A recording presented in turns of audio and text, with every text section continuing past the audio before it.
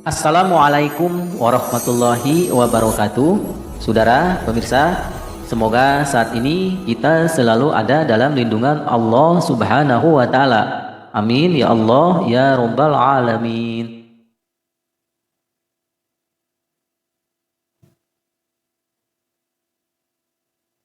Ini saudara, Asmaul Husna, nama-nama Allah yang indah, yang baik ya. Dari Asmaul Husna ini keajaiban buat diri saya, karena ini pengalaman tentang diri saya. Sama dokter, saya sudah divonis tidak lama lagi mati. Meskipun hidup ini akan error atau idiot. Saudara, saya tidak idiot, saudara. Ini saudara, saya waktu itu terseret mobil, saudara, jatuh terseret mobil. Dan saya pakai helm, tapi helmnya, saudara, waktu itu helmnya jatuh duluan, terbang, karena tidak diikat talinya. Waktu saya jatuh, yang pertama kena ke aspal itu, ini kepala yang kanan.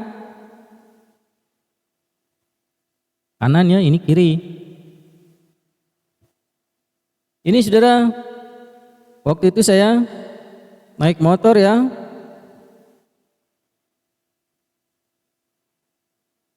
Naik motor ini keseret mobil. Mobilnya nyalip, saudara, karena rusuh waktu itu. Mobilnya sama kayaknya rusuh. Saudara, waktu jatuh saya ini langsung muntah, saudara. Muntahnya seperti ini, cairan. Karena waktu itu saya belum sarapan ya, masih jam 5 subuh. Yang keluar adalah cairan sama darah, saudara, ada darahnya. Dan akhirnya singkat cerita, saya akhirnya udah dirujuk ke beberapa rumah sakit dan akhirnya nyampai ke rumah sakit Hasan Sadikin waktu itu di Bandung. Dan saya diponis, saudara, ditanya sama dokter, apakah waktu jatuh kamu muntah-muntah? Ya, dan saudara, yang namanya kalau jatuh muntah itu kalau tidak mati nantinya pasti ini, kalau hidup pasti error. Ya. Ini umurnya tidak akan lama, saudara. Kalau kita jatuh muntah tidak akan lama. Kalaupun hidup ini akan error atau idiot. Idiot, apakah saya idiot? Tidak, saudara. Ini otak kanan yang kena, ini keluar darah terus, saudara, dari telinga kanan saya dan dari hidung. Keluar terus darah, tidak henti. Dan akhirnya disumpel sama tisu ya, sama kapas. Saya tidak mau dioperasi, waktu itu saya tidak mau dioperasi, saudara. Karena ada teman saya yang sama kecelakaan dari motor dioperasi dan akhirnya, saudara, error. Idiot ya, saya tidak mau. Waktu itu, saudara, waktu di mobil dibawa ke rumah sakit, waktu setelah jatuh kan saya dirujuk dulu ke rumah sakit biasa, rumah sakit umum biasa, dirujuk dulu. Di mobil ini di jalan saya berdoa kepada Allah, saya ingin dipanjangkan umur untuk diberi kesempatan untuk bertobat ya. Waktu itu saya membaca salah satu Asmaul Husna ya. Ya Allah, tolong aku panjangkan umurku. Aku berjanji kalau aku panjang umur, aku mau bertobat ya Allah. Begitu, saudara, saya ngomong gitu. Dan alhamdulillah sampai sekarang saya masih hidup, saudara.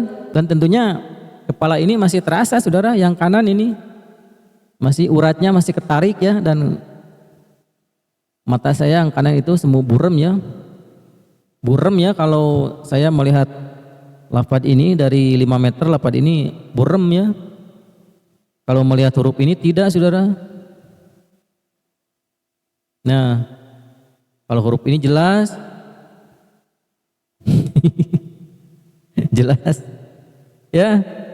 Makanya, saudara, kenapa bicara saya nadanya tinggi, ya, tidak bisa lembut. Nah itu, kalau saya bicaranya lambat, saudara, jadi kalau saya bicaranya telat, nadanya diturunkan, nadanya diturunin, ya. Justru, saudara, Kalau saya ngomong nadanya diturunin, jadi kata-kata itu hilang saudara, ngeblank ya, ngeblank saja, lemot ya, lelet, telat ya, telat datang, kata-kata itu hilang. Tapi kalau nadanya tinggi, saya tinggi, nadanya ditinggikan, itu kata-kata itu seperti ada saudara, otomatis ya. Jadi kepada kalau lambat itu saudara biasa ngomong lancar tapi telat, datangnya telat.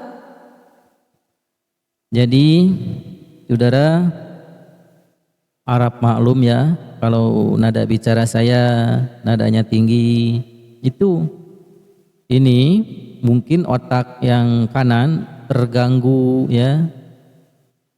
Tapi saudara, otak kanan itu fungsinya adalah lebih ke kreatif. Sebenarnya itu otak kanan itu lebih ke kreatif. Kalau untuk pikiran jernih, pikiran idiot, pikiran logis, ini ada di kiri. Yang kena adalah otak saya bagian kanan. Tapi saya ini masih saja saudara, saya selalu mencoba untuk kreatif tapi normal-normal saja. Ini saya yakin saudara, ini dari keajaiban Asmaul Husna. Ini terjadi sudah hampir 3 tahun saudara, ya 3 tahun ini masih terasa di sini di kanan. Ini urat ke leher masih terasa. Saya sering diterapi sama ahli saraf ya. Jangan sembarangan kalau kita punya penyakit saraf dipijit kepada yang ahli bugar ya, tidak nyambung, nanti saraf kita kena. Ini sekali lagi, kenapa nadanya ditaikin, dibentak-bentak, itu saya terinspirasi dengan orang Medan saudara. Saya punya teman orang Medan, cewek. Dia kalau ngomong saudara, dia mah 20 kata, saya cuma sekata. Ya, orang Medan kan gitu. Oh kenapa ya orang Medan itu bicaranya seakan lancar ya. Nadanya tinggi. Kalau nadanya direndahin mungkin kata-katanya susah untuk datang. Ya, begitu. Jadi dicoba sama saya. Jadi saya bicaranya nadanya ditinggiin, nadanya ditambah saudara ya. Jadi harap maklum ya, maaf kepada Anda yang misalkan, kenapa kalau saya ngomong selalu dibentak-bentak ya, nadanya tinggi ya, seperti orang marah-marah. Tidak saudara, ini trik saya untuk mendapatkan kata-kata. Kalau saya bicara telat begini saudara, jadi biasa normal tapi datang kata-katanya itu telat ya. Tapi saya merutinkan berdoa, Robbis rohli sodri wa yasirli amri wahlul 'uqdatam min lisani yafqahu qauli. Ini doanya saudara. Jangan lupa like, subscribe, nyalakan lonceng, pilih semua dan bagikan kepada teman-teman. Ini kalimahnya ini, ya hayyu ya qayyum ya azimu ya rabbal alamin. Ini yang saya baca. Ini saudara, dulu saya pernah amalkan 100 kali setelah sholat dulu ini. Waktu saya terpuruk ya, membaca ini 100 setelah sholat. Alhamdulillah saya bangkit kembali, saya semangat kembali untuk hidup. Dan Asmaul Husna ini luar biasa. Cobaannya juga saudara luar biasa. Saudara, Asmaul Husna ini, ya hayyu ya qayyum ya azimu ya rabbal alamin, ini pernah dipraktekkan sama saya 3 kali saudara, kepada orang yang mau meninggal saudara. Orang mau meninggal saudara waktu itu ya, dibacakan sama saya ini sambil diusap-usap itu kepalanya, ya hayyu ya qayyum, sambil didekatkan ke telinganya, ya hayyu ya qayyum ya azimu ya rabbal alamin. Jangan saudara, ini saya sudah 3 kali ya. Ini sebenarnya seharusnya tidak dipublikan. Nanti Anda, wah itu kayaknya jangan main-main tentang umur ya, karena umur itu sudah ditentukan sama Allah. Tapi saudara, ini sudah 3 kali, saya heran ya, apakah kebetulan atau tidak. Dan saudara, sama yang satu itu kepada orang yang jatuh dari lantai 2. Karena itu ada seorang ibu-ibu jatuh dari lantai 2. Dia sebagai babysitter, dia jatuh dari lantai 2 ke bawah, saudara. Dan akhirnya itu telinganya sama, keluar darah. Sebelum saya celaka, si wanita itu keluar darah dari telinga kirinya, saudara. Waktu itu di rumah sakit terdekat ya. Dan waktu itu saya bacain ini ke telinganya. Dan sambil diucap kepalanya, Ya Hayyu Ya Qayyum Ya Azimu Ya Rabbal Alamin. Alhamdulillah saudara, sampai sekarang si ibu itu masih ada hidup. Sama ya keadaannya seperti itu. Tapi yang kena si ibu itu kepala kiri, saudara. Kiri ya yang kenanya, kalau saya kanan. Kiri itu pas ya, pas di pikirannya. Jadi pikirannya rada error, saudara. Kenapa rada error? Karena selalu pinjem tapi tidak bayar, itu ya. Saudara, loba nu nagih itu bukan kehendak dia.